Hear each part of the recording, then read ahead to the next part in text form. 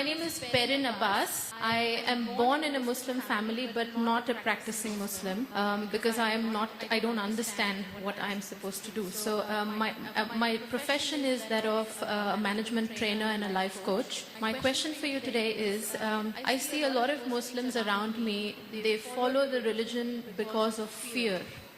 Fear of Allah, fear of going to hell. And my question to you is that shouldn't this be based on motivation to do the right thing as opposed to fear of burning in hell or roasting in hell, as I've seen in some of your other lectures? Sister asked. Yeah. Yes, anything else? No, this is it. Thank you. Sister asked a very good question. That she sees around, she says that she's born in a Muslim family, not a practicing Muslim. Inshallah, we pray that she becomes practicing from today, inshallah. The sister said that she sees around the Muslims that many a time they follow the teachings of Islam because of fear. So shouldn't it be, fear is not right, it should be love. Why people, follow because of fear?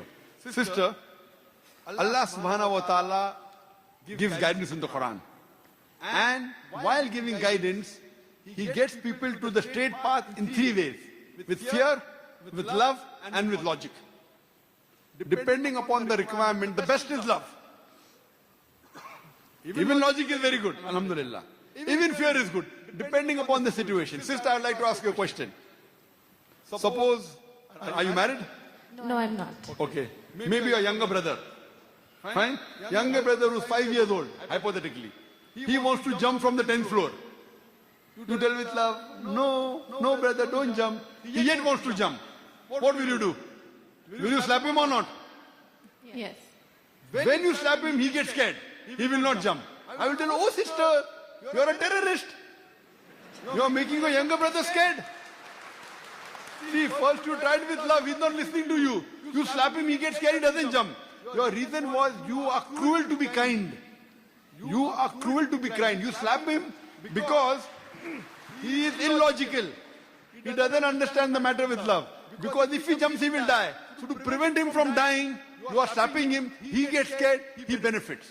You may or may not benefit, but he's benefiting. Similarly, Allah subhanahu wa ta'ala in the Quran, He speaks with love, He speaks with logic, He even puts sometimes fear.